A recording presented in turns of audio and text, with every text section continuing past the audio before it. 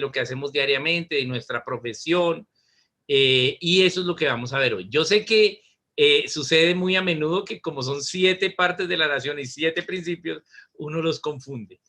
Pero la idea no es que sepamos toda la teoría de los 7 principios, pero sí saber que Dios tiene un método para la transformación. Y en la medida que nosotros vivamos estos 7 principios en el diario vivir como individuos y en el ministerio que Dios nos llame a hacer, a servirle hacia la localidad y la nación y las generaciones, entonces va a haber más libertad. Estamos en estas semanas en momentos difíciles en la nación, precisamente porque no estamos practicando estos 7 principios. ¿Sí? Fácilmente podemos ver que la forma cristiana de gobierno en principio 5 nos está dando y que tampoco el autogobierno cristiano y el carácter fácilmente. Entonces, esto es un desafío, pero es un desafío para nosotros los cristianos para entender que este es el método para producir naciones un poco más libres de lo que eran. Y es el método diseñado por Dios. Entonces vamos a ver los 7 principios, ya vimos una introducción, ahora vamos a mirarlo, pero la idea es que cada uno de ustedes esté pensando en lo que es, en lo que hace y en su servicio ministerial, porque la idea es que lo podamos relacionar al hoy, porque bonita la teoría, pero si no la vivimos, pues no va a servir de nada. La Biblia está escrita, pero si no la vivimos, no sirve de nada, a pesar de que es la verdad de Dios. Es más, sin embargo, que es la verdad de Dios, sí requiere de nosotros para ponerla en práctica y en nuestras vidas. Bien, entonces ese es el desafío. Vamos a tener una horita de enseñanza y luego vamos a tener los grupos y al final vamos a tener ronda de preguntas. Esta vez no vamos a hablar de lo que vimos en los grupos, sino que se va a dar un reporte escrito. Y al final vamos a hacer una ronda de preguntas de todo el tema de cosmovisión, si hay preguntas, sobre todo si hay preguntas específicas. Yo estoy en un lugar no tan claro, entonces me va a brillar un poco la luz en mis gafas porque necesito que me vean. Entonces, pues iniciemos. Entonces, a Dios le agradecemos por este tiempo y que Él sea el que nos enseñe. Voy a empezar, voy a compartir pantalla aquí con ustedes. Le pido ahí a Carlitos, al anfitrión, que me dé la autorización para compartir pantalla. Y vamos, no, aún no me mira, voy a volver a intentarlo. No, ahí dice que aún estoy inhabilitado. Ya. Ok, ahora sí. Ya. Bien, entonces yo voy a compartir acá pantalla a ustedes. De nuevo, estas presentaciones las van a tener, entonces no se preocupe de anotar todo, usted la va a tener. Yo ya les había dado el autogobierno de las presentaciones, entonces ustedes ya se van a poder autogobernar. Bien, vamos a ver entonces los 7 principios de transformación de naciones. Es lo primero que estamos viendo. Y voy a ampliarlo un poquito mejor para que la veamos mejor. Porque vamos a ver algunos cuadros que tienen letra muy pequeña. Entonces, quiero ponerla lo más grande posible. Bien, entonces vamos a empezar con este versículo. Ya lo habíamos visto cuando vimos cosmovisión, ¿cierto? Recuerden que no debemos conformarnos a lo que está sucediendo, sino transformados, o sea, debemos transformarnos por medio de la renovación de el entendimiento, para que comprobemos cuál es la buena voluntad, cuál sea la buena voluntad de Dios, agradable y perfecta. Entonces, ¿cómo saber qué es lo que Dios quiere? No debo conformarme a este siglo, sino transformar mi entendimiento. ¿Sí? Debo renovarme cada vez entendiendo nuevas cosas de Dios. Recuerden que hablamos de renovar, que era cada 28 días. Dios nos va a exigir que aprendamos algo más de Él en cuanto a los principios. Entonces, para saber cuál es la voluntad de Dios. Y aquí es clave entender que esta transformación, esta es la orden para hacerlo, pero ¿cómo lo hacemos? ¿Sí? ¿Cómo renovamos nuestro entendimiento? ¿Cómo ese entendimiento va a lograr una transformación? ¿Y cómo ya no nos vamos a conformar a lo que está sucediendo, sino vamos a vivir en libertad. No solo es entendiendo los 7 principios, sino practicándolos en nuestro diario vivir. Y así vamos a entender la voluntad de Dios para nosotros y para las naciones y las generaciones. Y sabremos y comprobaremos que esa voluntad de Dios es agradable, perfecta, a través de la evidencia del cuidado de Dios por nosotros, de su providencia, de que eso que nos mandó a hacer, eso que te mandó a hacer en el servicio, es parte de la transformación que Dios quiere que pase en nuestra nación. Entonces es bien clave este versículo. Entonces vamos a empezar por algunos elementos que ya vimos de cómo renovar el entendimiento. Entonces habíamos hablado de cosmovisión. La cosmovisión tiene la idea de Dios, del hombre, del gobierno y de la educación.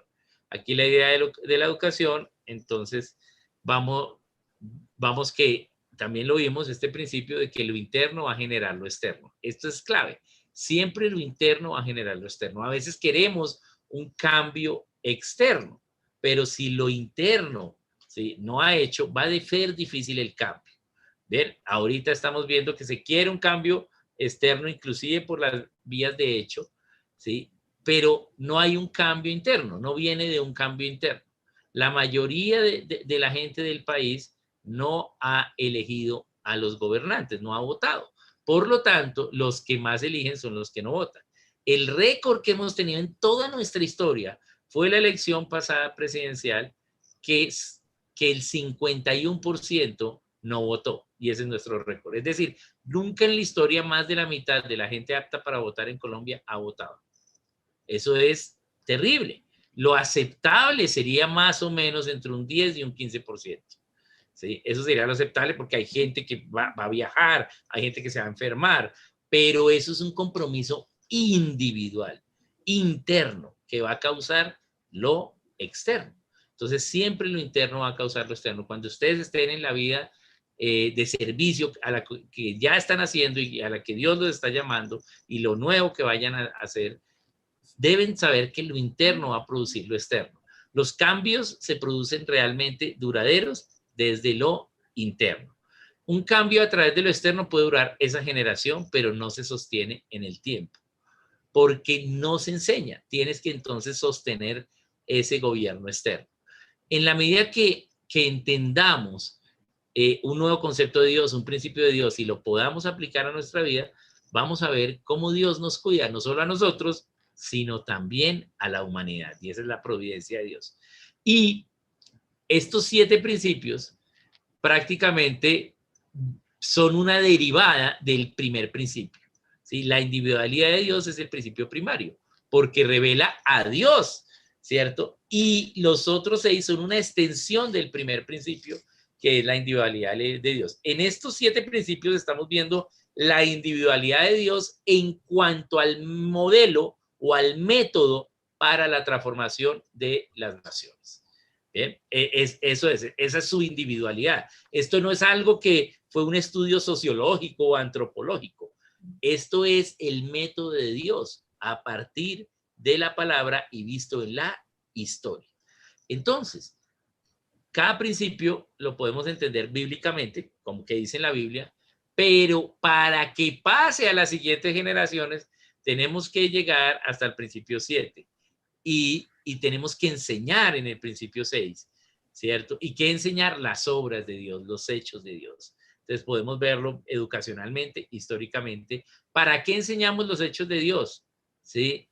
Para que a esa nueva generación, ese compañero mío de trabajo, esa persona se autogobierne. Entonces también los podemos ver gubernamentalmente. Entonces vamos a verlos hoy con estos 4 aspectos: bíblica, educacional, histórica y gubernamentalmente. Entonces vamos a empezar con el primer principio: la individualidad de Dios en todas las cosas. Entonces acá podemos ver cómo Dios, podemos ver su individualidad, y la forma más fácil de verla, según Romanos 1:20, es la creación, porque la creación habla de los atributos de Dios, ¿cierto? Entonces acá vemos, wow, este universo que Él hizo tan grande, y toda esa cantidad de espacio tiene un propósito, y es que existan los elementos de la tabla periódica para que podamos vivir. Y por eso tenemos un universo tan grande y unas leyes físicas para que pueda haber la química para la vida que Dios diseñó. Y también vemos nuestro planeta que no solo fue diseñado con un orden, sino también con belleza. Dios pintó este cuadro, ¿cierto? Él hizo los colores, Él hizo todo con belleza. Entonces es fácil ver la individualidad de Dios en la creación. Acá vemos, por ejemplo, esta belleza de mar con corales y atolones, y en ese mismo atolón los peces. Y acá vemos otro tipo de diseño de Dios, que es el desierto. Bien, y cómo cambia, pero así, aún así es bello y tiene un diseño. Aquí vemos animales y acá seres humanos. Pero la creación es fácil verlo en la creación, pero la individualidad de Dios no es solo en la creación, ¿cierto? Es en nosotros que somos parte de la creación, pero en Él mismo y en los conocimientos.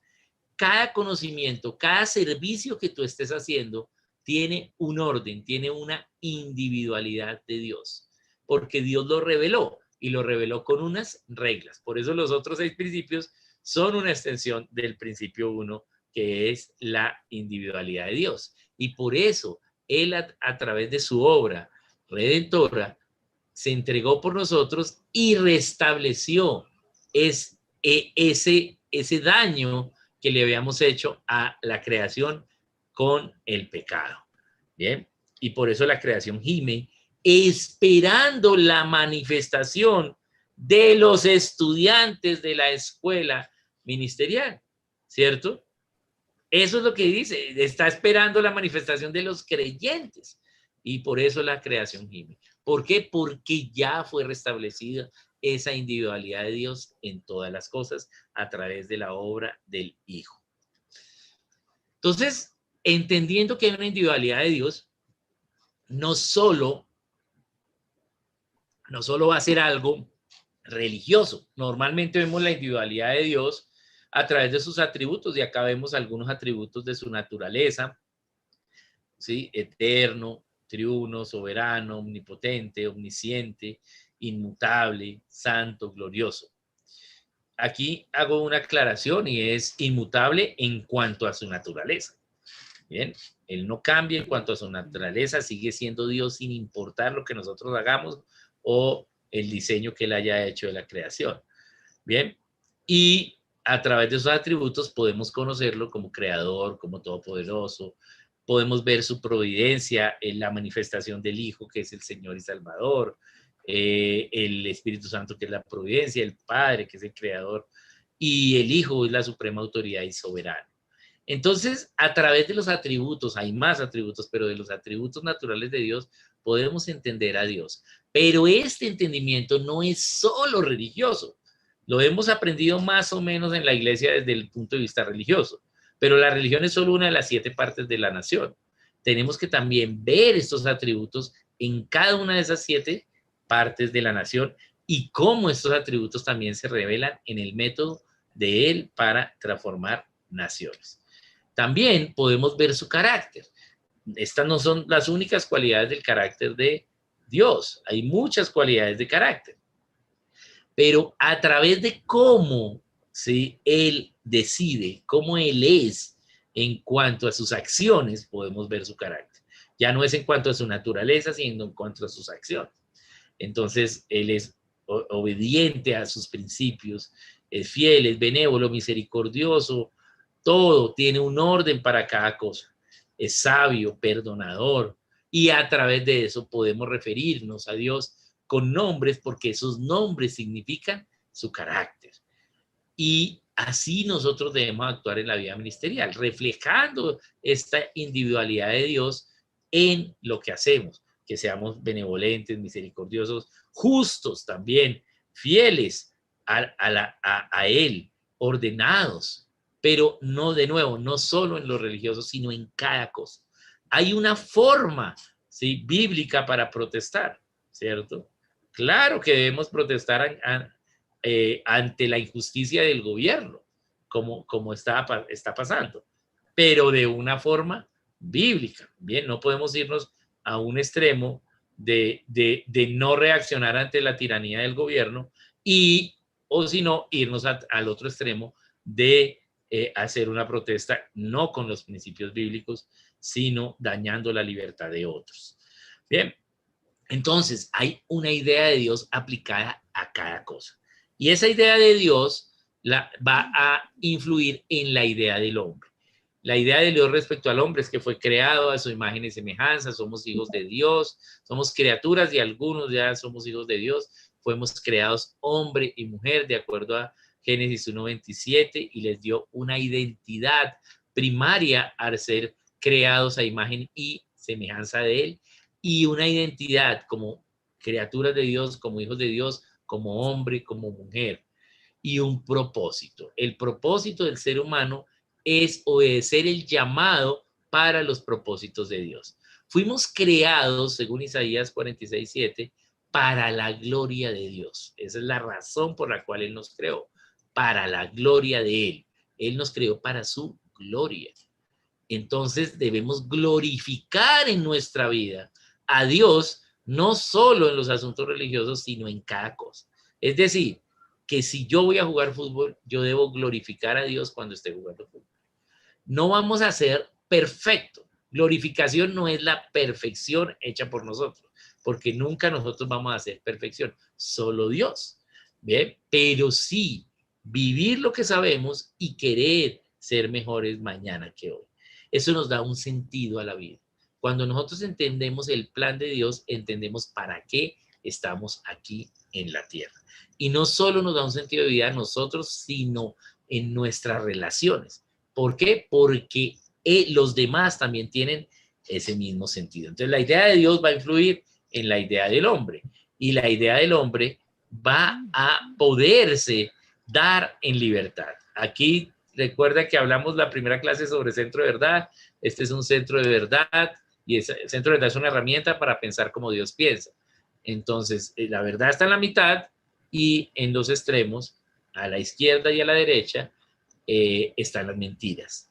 Bien, entonces acá podemos ver ¿sí? Cómo este principio de individualidad de Dios en el individuo ¿sí? se presenta. Por ejemplo, veamos el primero, dice individuo centrado en Cristo. Si nosotros somos hijos de Dios, entonces ya no hacemos nuestra voluntad, sino la de Dios. Es decir, para cada cosa verificamos la individualidad de Dios.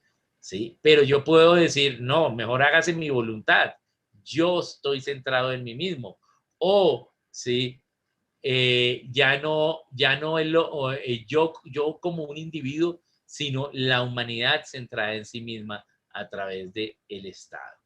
Y ahí podemos ver diferentes ideas. Por ejemplo, podemos ver que Dios nos dio libertad, pero con ley. Siempre nos dio unos límites, porque si no hay límites, no hay amor. Bien, el amor, sí, tiene límites de reglas, pero lo que no tiene límite en el amor, sí, es el crecimiento de él, pero dentro de unos límites. Hay unos límites para amar y esa libertad, ¿sí? Nos la dio con ley. ¿Qué pasa si nos vamos a un extremo? Vamos a tener libertad sin ley, que es desenfreno, libertinaje, ¿cierto? O en el otro extremo, entonces vamos a tener ley sin libertad, que sería una tiranía. Y así en cada uno de estos contrastes, ¿bien? Podemos ver centralización del poder como un extremo. Entonces, ¿qué pasa si en nuestra vida ministerial tenemos una centralización del poder en uno o en unos pocos? ¿Sí? Bien. Pueden esos pocos, ese uno o esos pocos actuar bien o mal. Bien. Pero si esos pocos, el poder está dado por representación, y no me refiero a que los elijamos, porque en el llamado de Dios no hay una votación. Quien votó fue Dios y nos llamó. ¿sí? Pero sí me refiero a que estos líderes que tenemos, ¿sí? Me representan a mí. Estoy contento con mis líderes. Bien, bien. Y porque son personas que tratan de hacer el bien y nos aman y que cuando se vayan a equivocar pueden escuchar y tienen corazón enseñable para ver cuál es el principio de Dios en cada cosa. Entonces, dependiendo de cómo yo aplique la individualidad de Dios, a la larga voy a formar unas formas de gobierno, ¿sí? Y voy a sostener esa forma de gobierno. En el caso cristiano, que es una república constitucional federal cristiana, o un extremo, que sería una tiranía ya de uno solo, una dictadura, o de algunos, una burocracia o una oligarquía.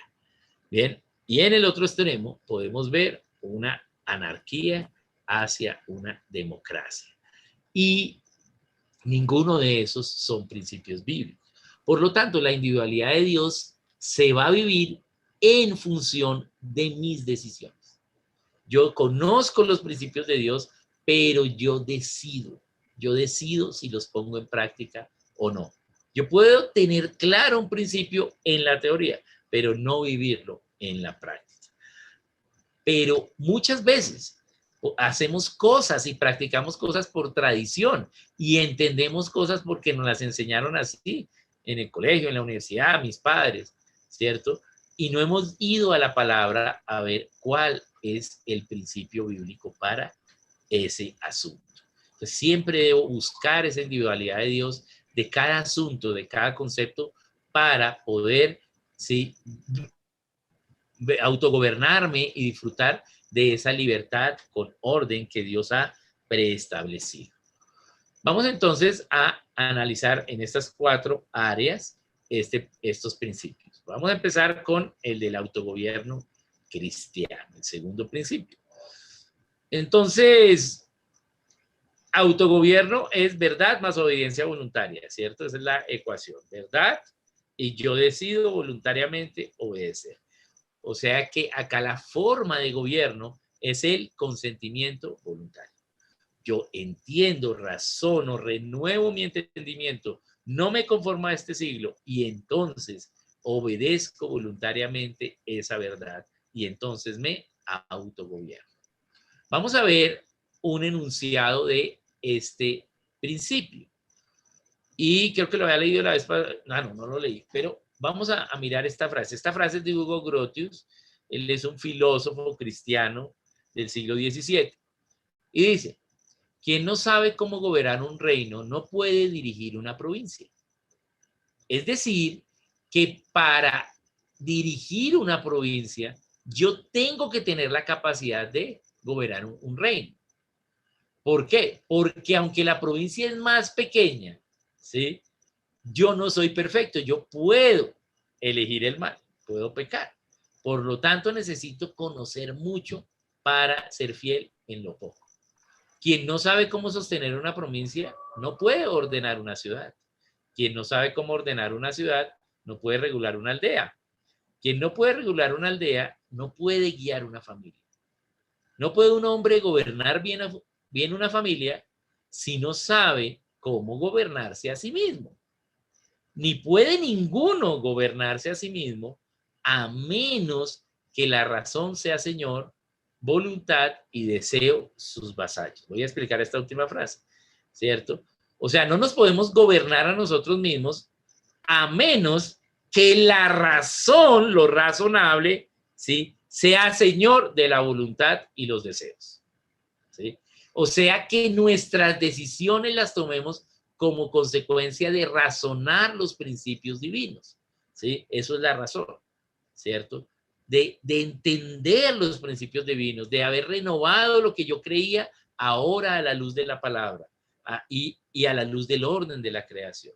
Y entonces ya no decido ¿sí?, deseos, por caprichos, y mi voluntad la acciono solo en obediencia a la razón. Pero ni puede la razón gobernar a menos que ésta sea gobernada totalmente por Dios y seamos obedientes a él. Es decir, que la razón no es los vanos razonamientos de el hombre, porque eso es lo que nos dice Romanos 2. Tenían toda la revelación, tenían todo el orden y decidieron estar en sus vanos razonamientos. ¿Bien? Entonces, la razón no son los razonamientos del hombre, no es lo que otros hombres han dicho, es lo que Dios ha dicho, ¿sí? Otros hombres pueden haber presentado teorías que tienen algo de verdad y mucho de mentira, pero es qué ha dicho Dios. ¿Qué dice Dios? ¿Cuáles son los principios para cada cosa? Y cómo esos principios se han revelado a través de la historia. Por lo tanto, el autogobierno cristiano, ¿sí?, son decisiones que toma el individuo en los diferentes niveles de gobierno, en las diferentes responsabilidades que tengo. Yo puedo ser autogobernado en mi trabajo, pero no tener autogobierno en mi familia. Bien, el autogobierno no es un carácter, el autogobierno es una decisión diaria. Ahora que vivimos en el Espíritu, andemos en el Espíritu, dice Gálatas 5:25. O sea que andar. En cada paso tengo que, le pregunto al Espíritu, ¿qué es? Practico lo que Dios ha enseñado. Eso es autogobierno. Entonces, veamos un grafiquito de este tema. ¿Sí? ¿Cómo nosotros, entonces, con el ministerio que realizamos, podemos lograr la transformación, ¿sí?, solo autogobernándonos, empezando a autogobernar? El individuo se autogobierna y empieza a haber un poder político centrífugo, ¿sí?, hacia las esferas de la sociedad. El individuo autogobernado va a vivir en un hogar autogobernado y ese hogar va a producir una localidad, una ciudad, un pueblo que se autogobierne, un estado, un condado, una provincia, una región, un departamento, una nación, las naciones. Bien, entonces ese autogobierno del individuo va a llevar libertad a otros, ¿sí? Pero también esos individuos están bajo un poder político, ¿sí?, bajo unos gobernantes, ¿sí?, que gobiernan, ¿sí?, que regulan, que guían y debemos ser obedientes en lo que ellos, ¿sí?, promulgan de acuerdo a la verdad, a la palabra de Dios. Bien, pero estamos bajo también el albur de la ignorancia o la equivocación, ¿sí?, o la maldad de nuestros gobernantes. Bien, entonces yo debo estar pendiente de que mis gobernantes hagan lo correcto y por ello sería mejor elegir a los que más me representen.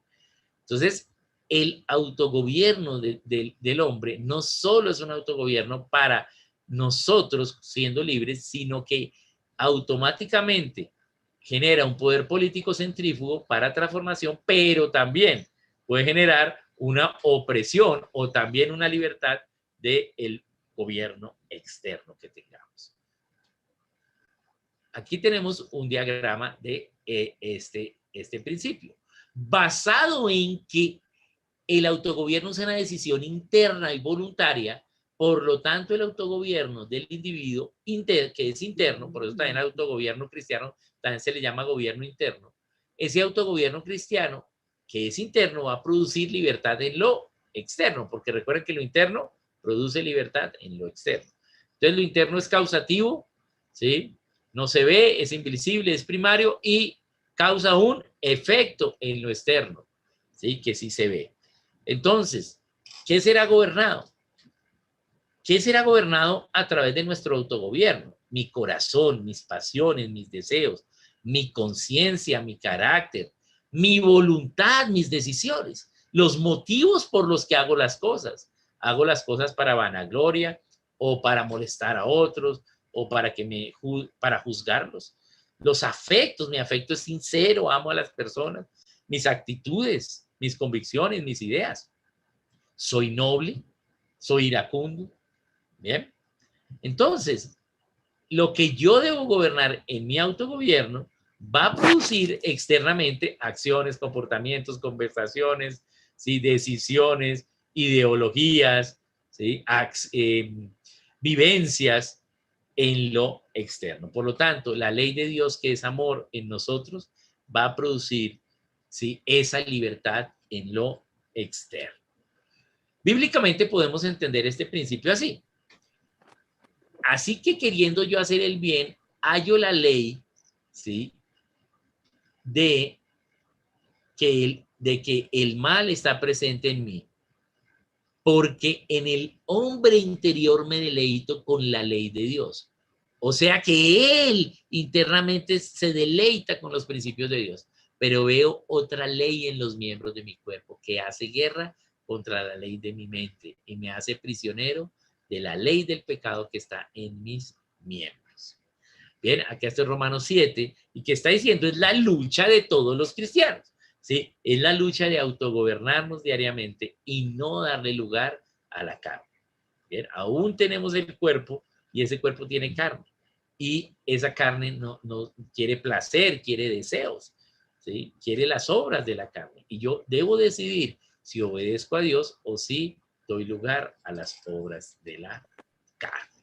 También podemos ver que nosotros no andamos, ¿sí?, por vista, sino por fe. Es decir, andamos por lo interno para producir lo externo. ¿Bien? Y porque se produce lo externo, nuestra fe sin obras es vana. Por lo tanto, la fe que tenemos se va a producir en obra. No, es que, ay, yo tengo fe en que deberíamos, debería la gente no sufrir por techo, pero no hago nada. Entonces, tengo la teoría, pero no tengo la práctica. Y el problema que tenemos es que vamos a entrar a un tribunal, el tribunal de Cristo, a comparecer acerca de qué hicimos con nuestra fe, acerca de nuestras obras, ¿sí? Entonces debemos, ¿sí?, lo que comprendamos, ponerlo por obra. Y no solo para mí, sino también para otros. Bíblicamente también podemos ver, en autogobierno hay muchas referencias bíblicas, ¿sí? Pero bíblicamente podemos ver esta, que es que fuimos llamados a la libertad. Es decir, que somos llamados a decidir cada cosa. ¿Bien? Aunque Dios tiene un orden para cada cosa, yo soy libre de obedecer ese orden o no, ¿cierto? Por eso, andad por el Espíritu y no cumpliréis el deseo de la tarde, o no satisfagas las obras de la carne. Bien, porque si sos guiados por el Espíritu, no estás bajo la ley de la carne. Entonces, sí podemos autogobernar, sí podemos hacerlo. No importa que los demás no lo hagan, pero si tú lo haces, ¿sí?, está generando libertad para ti y para la nación. Ahora, se esperaría que todos los cristianos nos autogobernemos en todos los asuntos. Y por último, bíblicamente lo podemos ver en que decimos que tenemos comunión con Dios, pero no andamos en las obras de Dios, no practicamos la verdad, entonces no tenemos la luz.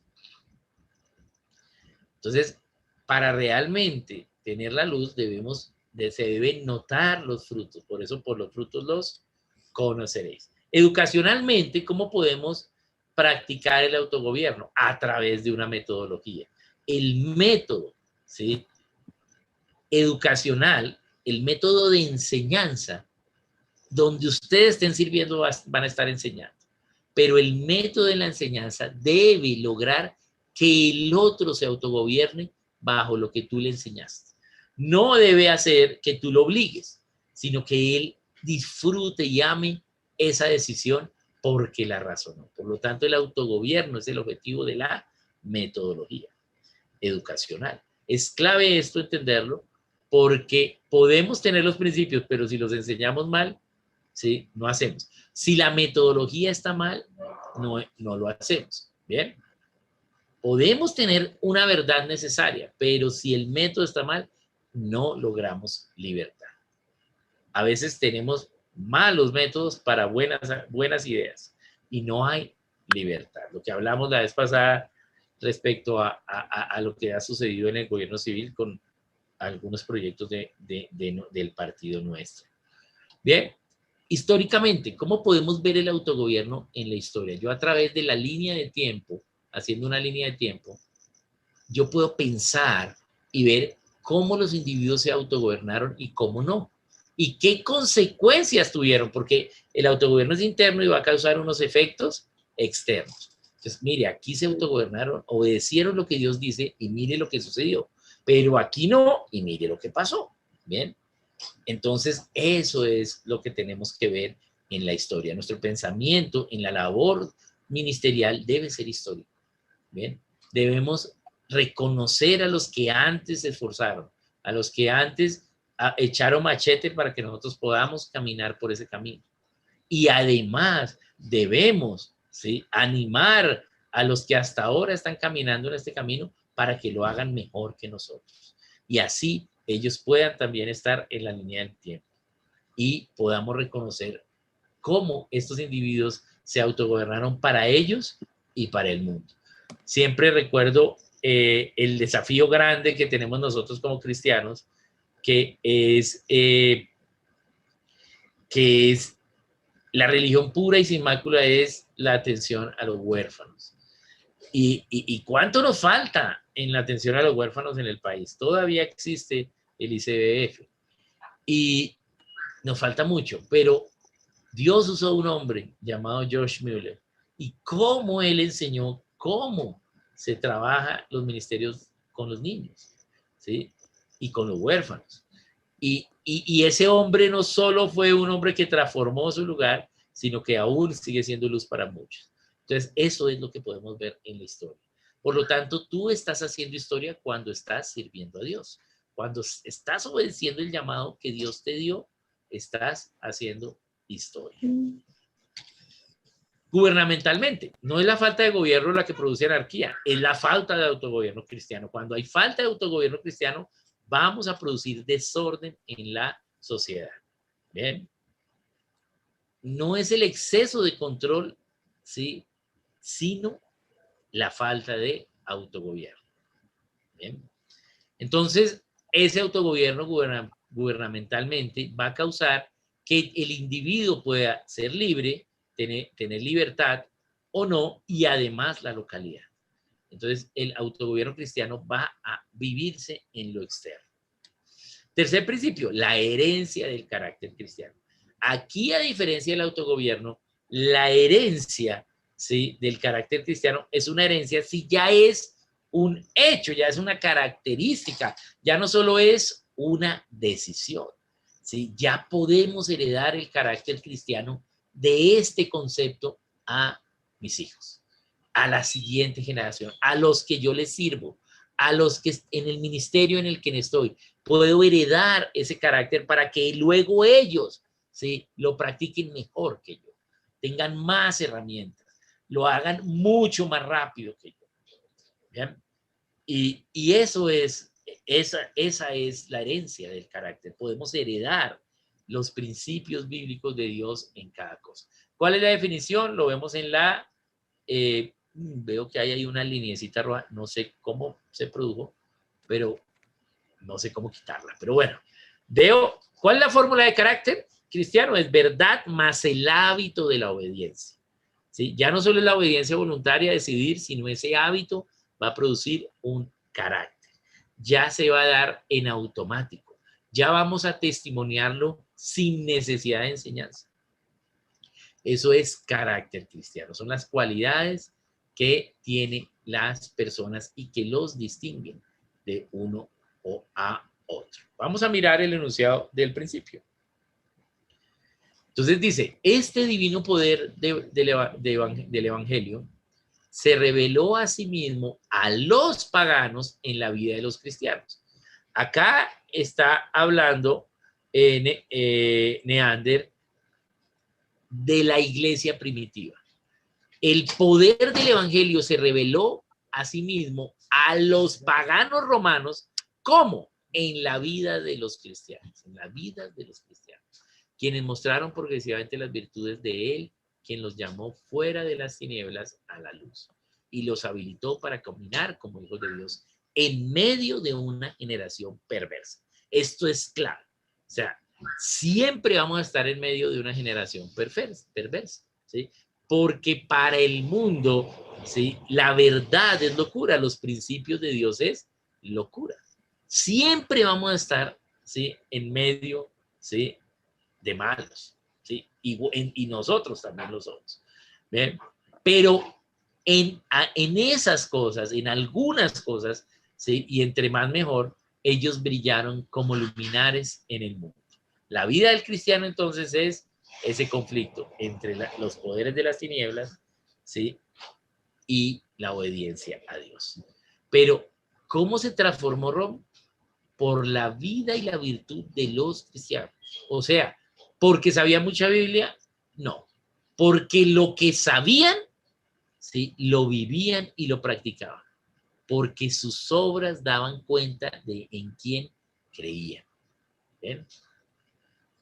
Entonces, ese es el carácter cristiano que se debe vivir cuando servimos, ¿sí? Que solo con tu forma de ser, con tus decisiones, sepamos que vives a Cristo y que se ve a Cristo en ti. Aquí es un diagrama de cómo lo interno va a causar lo externo. Bien. Por ejemplo, busca y examina honestamente y conscientemente las situaciones y se prueba a sí mismo con la palabra de Dios. A veces hay algo que creíamos, pero la palabra de Dios dice otra cosa. ¿Tengo corazón enseñable? Ahí aparece Alexander, algo así debe ser que están.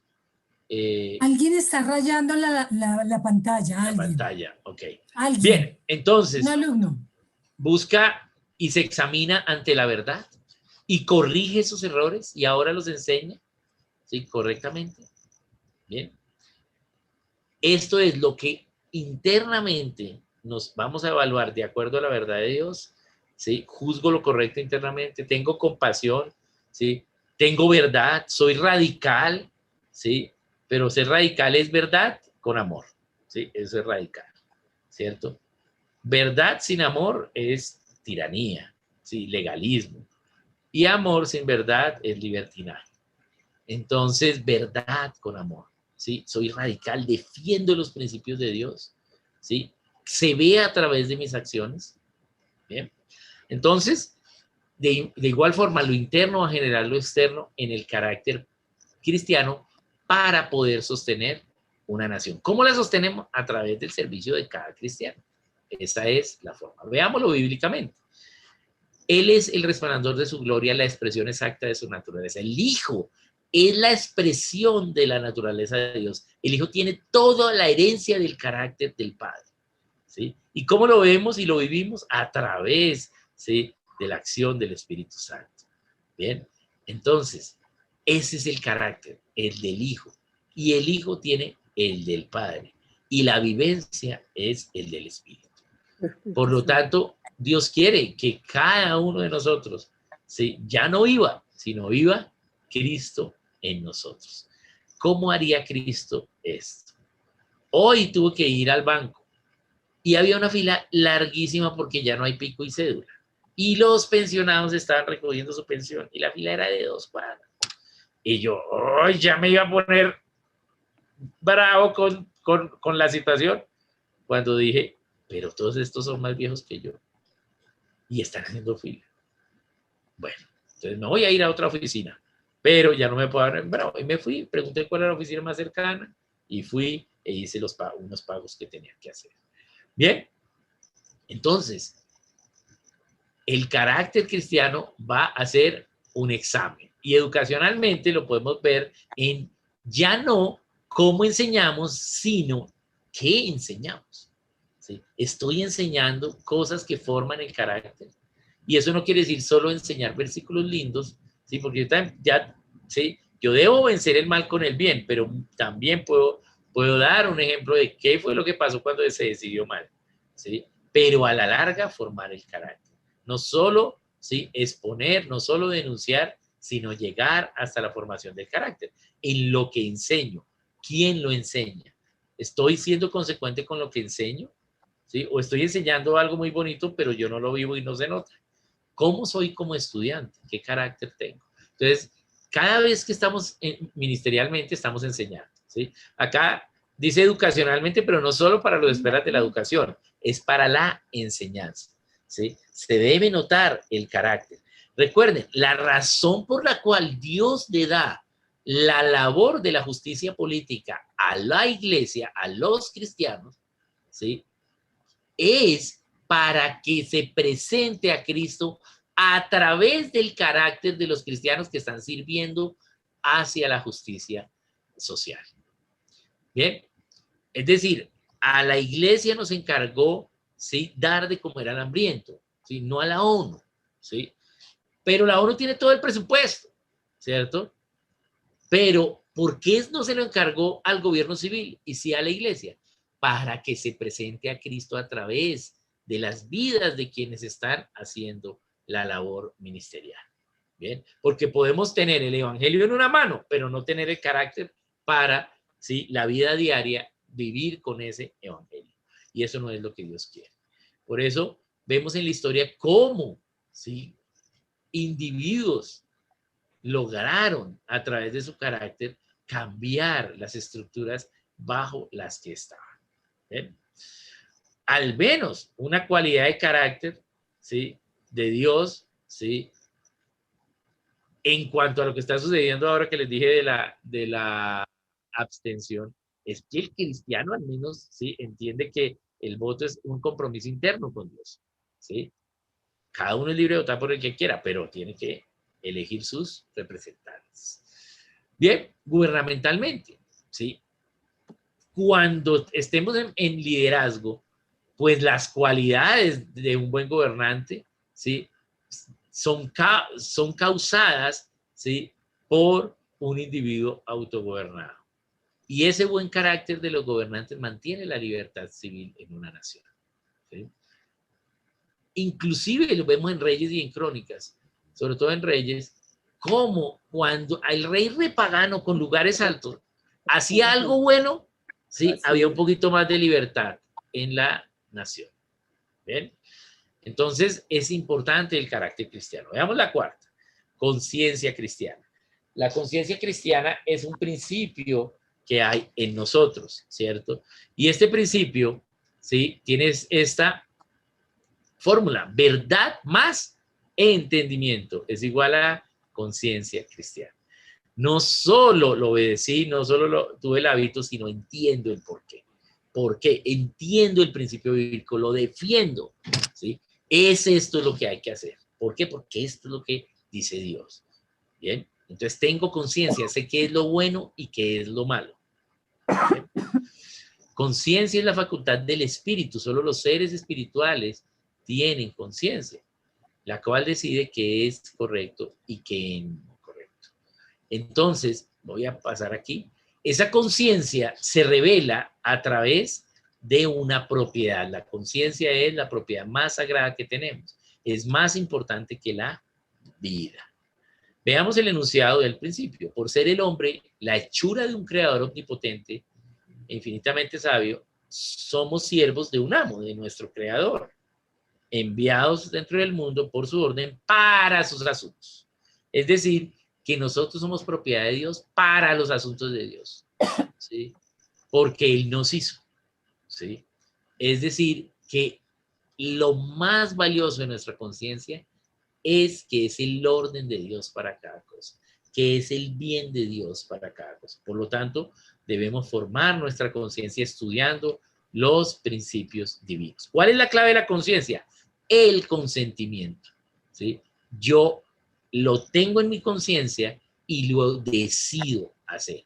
Ya no solo me autogobierno, la verdad más obediencia voluntaria, sino que ahora me autogobierno entendiendo que esto es valedero, que esto es valioso, que no importa si los otros se paran de cabeza, yo debo hacer lo que debo hacer de acuerdo a Dios. Bien. Yo estaba sufriendo un poco, estoy acá en mi casa, pero está haciendo mucho frío, porque yo llegué estaba sirviendo en un lugar cálido. Y estaba sufriendo porque todo estaba cerrado y cómo entrar a la ciudad y todo esto. Yo, wow, sí, correcto. Y allí vemos cómo debemos vivir los principios de conciencia, ¿sí? Porque el consentimiento es individual. Yo no puedo hacer que los otros consientan obligándolos, ¿sí? Yo tengo que hacer que los demás a los que estoy sirviendo consientan y vivan los principios de Dios porque los llevé hasta que los entendiesen, ¿sí? Y entonces ahora los tienen en su conciencia. Lo que dice la palabra en Proverbios: hijo mío, si los pecadores te quisieran engañar, no consientas. Si quieren, ven con nosotros, pongamos acechanzas, ¿sí? Dañemos al inocente, ¿sí? Aparta tu pie de ellos. ¿Bien? ¿Por qué? Porque es la conciencia, ¿sí?, la función de la razón donde nosotros la consentimos, donde nosotros decimos voy a obedecer la verdad, ¿sí? Voluntariamente, pero porque consiento hacerlo. Entonces, de nuevo, la propiedad de conciencia de lo interno a lo externo va a producir, ¿sí?, mis convicciones, mis pensamientos, mis ideologías, mi cosmovisión, ¿sí?, frutos externos, propiedades externas. ¿Bien? Bien, voy aquí a pasar esta y vamos a mirar esta. Nosotros tenemos conciencia por ser creados a imagen y semejanza de Dios. Y por eso siempre hemos procurar tener conciencia limpia, sin ofensa ante Dios ni ante los hombres.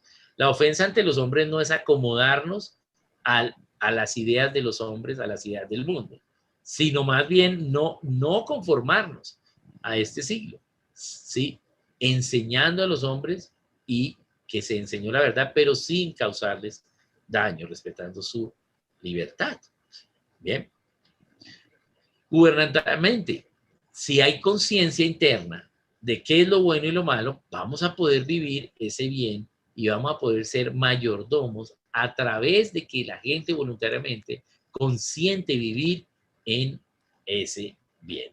Históricamente podemos verlo en cómo las decisiones de conciencia, incluso en algunas situaciones, fueron a precio de vida. Pero ¿qué causaron? ¿Cómo se extendió la libertad en los individuos cuando otros individuos y localidades y naciones vivieron a conciencia? Educacionalmente, ¿sí?, es que el estudiante, o sea, a los que ustedes les van a servir, ellos van a probar su conciencia con lo que ustedes les enseñan, ¿sí? Usted no puede obligarles a que ellos tengan su conciencia. Solo ellos probarán, ¿sí?, si lo que usted enseña es verdad. Y eso es bueno que lo prueben para que sepan, ¿sí?, que sí es verdad y lo defiendan. Quinto principio, la forma cristiana del gobierno civil. Bien, ya habíamos hablado que es gobierno, pero veamos este enunciado. Este John Locke en La sensatez de la cristiandad y dice, como hombres nosotros tenemos a Dios como nuestro rey y estamos bajo la ley de la razón. Como cristianos, a Jesús y estamos bajo la ley del evangelio. Por lo tanto, la gente puede construir una forma de gobierno en su servicio. ¿Por qué? Porque tiene una idea de Dios. Pero nosotros, los cristianos, tenemos la idea correcta. Nosotros podemos construir la forma correcta para hacer las cosas. La estructura podemos hacerla. Nuestro ministerio, donde estemos sirviendo, debe tener la estructura correcta de lo razonable. ¿Bien? ¿Por qué? Para que se vivan en ellos el evangelio y los principios de Dios. Tenemos que tener el principio de representación, los poderes, ¿sí? Pero esto no aplicado solo a la república, ¿sí?, sino desde lo que estamos haciendo, desde nuestro lugar de trabajo, desde nuestro lugar de servicio a Dios. Eso va a servir también para sostener la república, pero deben haber formas de estructuras de gobierno que logren mantener la libertad y se pueda vivir a conciencia, se sostenga la unidad con unión con esta estructura. Entre más en equipo sea, entre más representativo sea, entre más horizontal sea, mucho mejor.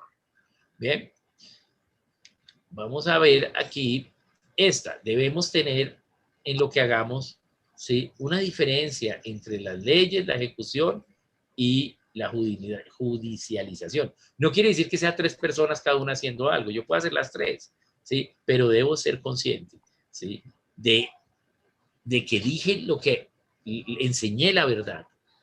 ¿Cómo la enseñé? Con el método correcto, la ejecuté correctamente.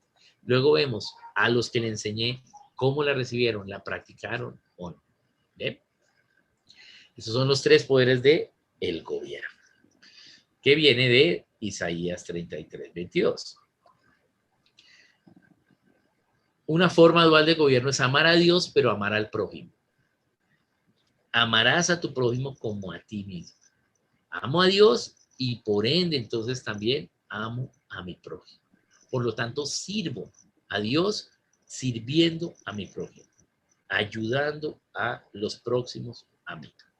Esa es la forma dual del gobierno. Permite el ministerio donde sirvo poder amar a Dios, pero también ponerlo en práctica con otros, con mis hermanos cristianos o con los paganos, dependiendo el servicio que estemos haciendo. Bien, voy a pasar esta y vamos a ir al principio 6. Principio 6, ¿cómo planto la semilla del autogobierno local? ¿Sí? Entonces aquí vamos a ver cómo planto. Los principios de la verdad deben ser enseñados a partir de las Sagradas Escrituras y practicados. Los gobernantes deben gobernar en el temor de Dios y la gente obedecer las leyes. ¿Bien? Entonces, ¿cómo hago para que otros se autogobiernen? Enseñando la verdad y la justicia de todo. Enseñando de todos los principios de Dios, de cada cosa. ¿De dónde viene eso? De las Sagradas Escrituras, de la Biblia. ¿Qué dice Dios? Así el mundo lleva 200 años diciendo eso. ¿Qué dice Dios? Debo buscarlo, debo razonar bíblicamente qué dice Dios de cada cosa que voy a enseñar. ¿Qué dice Dios de esto que vamos a hacer? Vamos a hacer esta obra de teatro, ¿sí? O vamos a hacer estos regalos. ¿Qué dice Dios de esto? ¿Bien? Bien.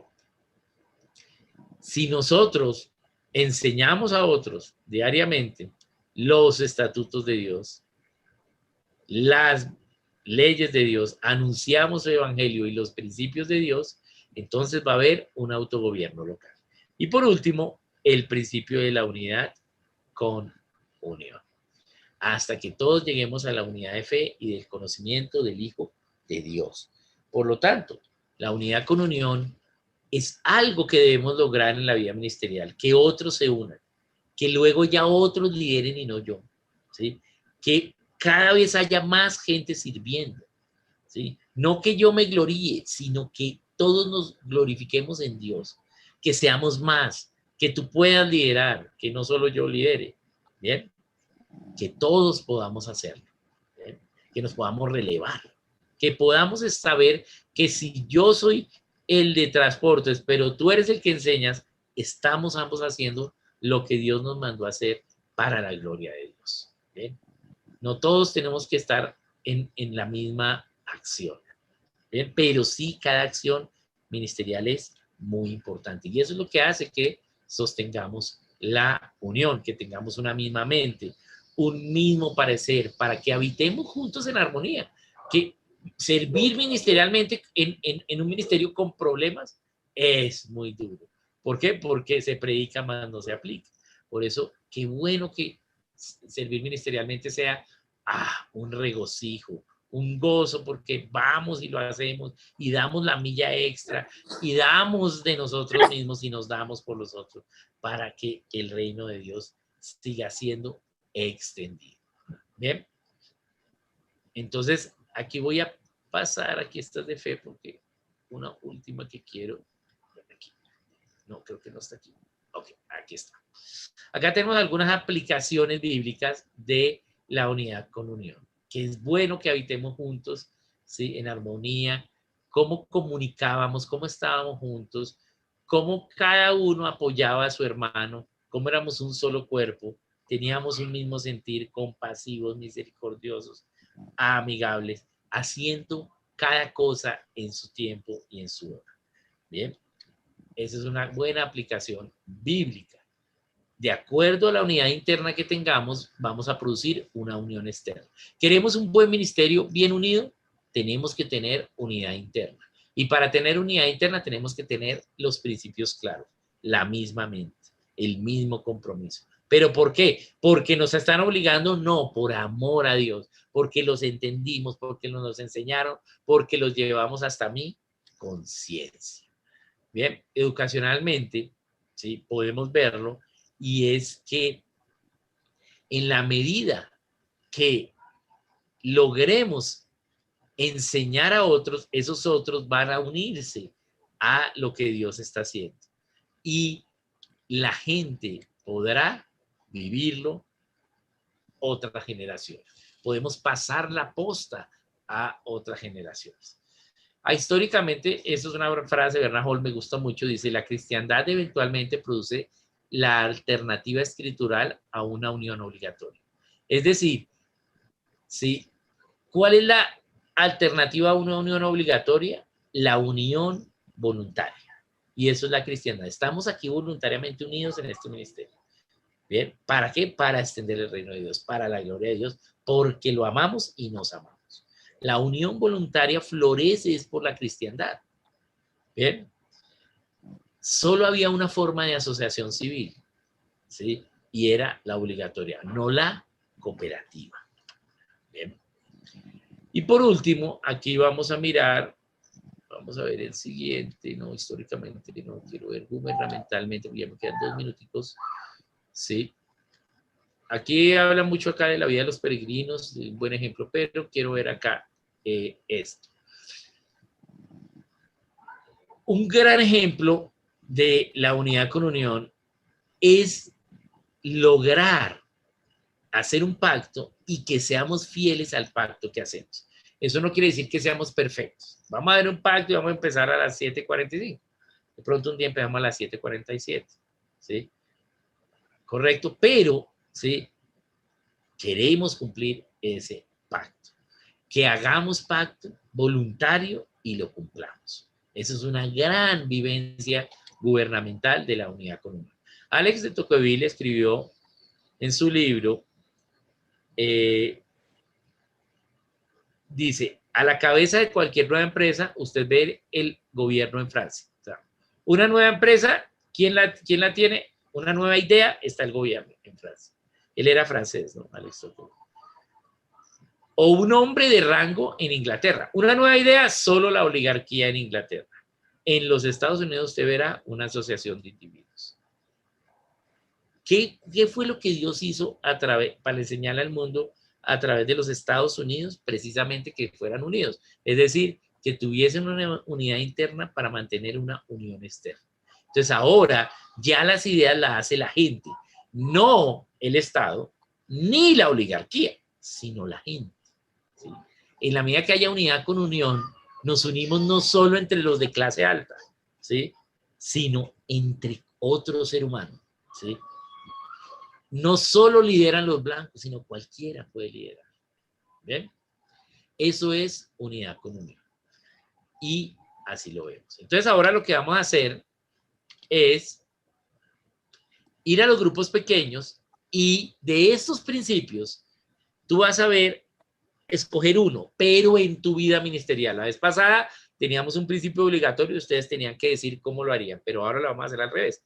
Ahora, de lo que usted ya está haciendo, de si ya está sirviendo ministerialmente o si va a servir, o en la profesión que está haciendo su trabajo, ¿sí? O una situación en su familia específica, ¿sí?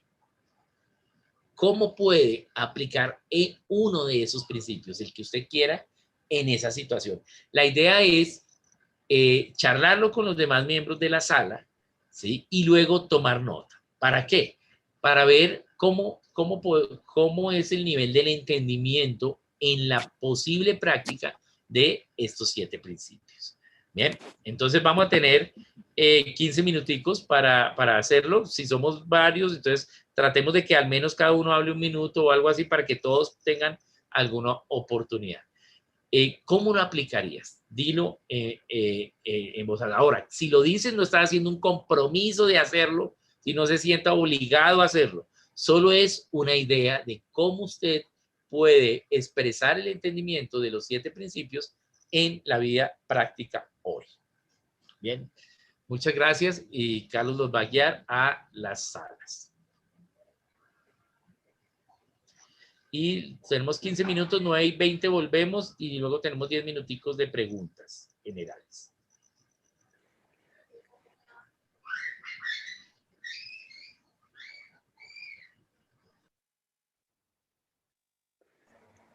Pastor, active el micrófono, no se le escucha. Gracias. Vamos a las salas, tenemos, sí, 15 minuticos, hay 10 grupos, los grupos están relativamente pequeños, hay tiempo para que puedan hablar por lo menos 2 minutos, casi 3 cada uno, pero alguien sí debe tomar nota y allá lo eligen ustedes. Eligen el mejor escribano, el mejor secretario, el mejor, bueno, el que esté mejor con corbata o sin corbata.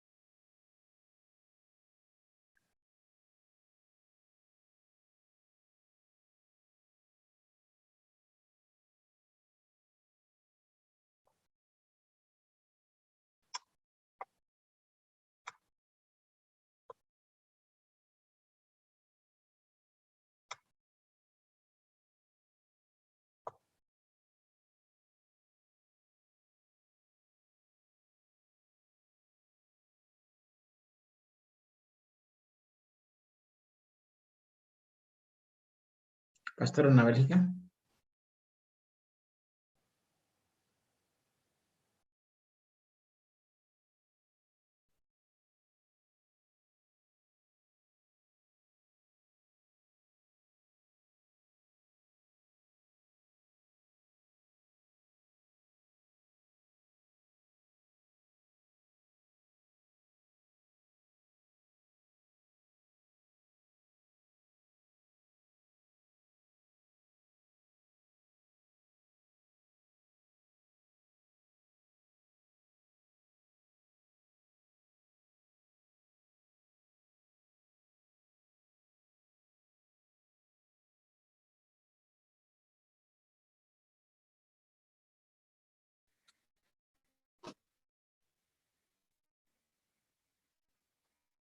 Hola, Karen.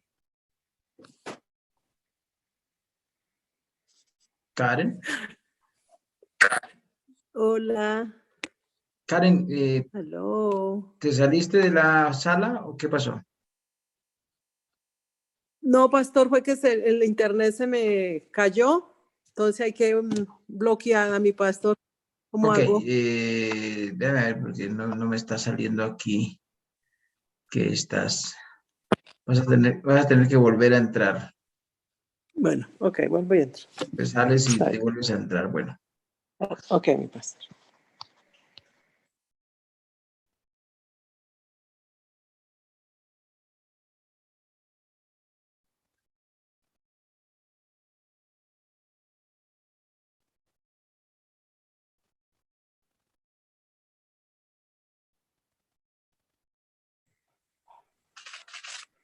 listo, ya te voy a enviar. Te voy a enviar a la sala. ¿En qué Ok, sala estabas? pastor. En la 3, la vez pasada estaba en la 3. Ok, vas para allá.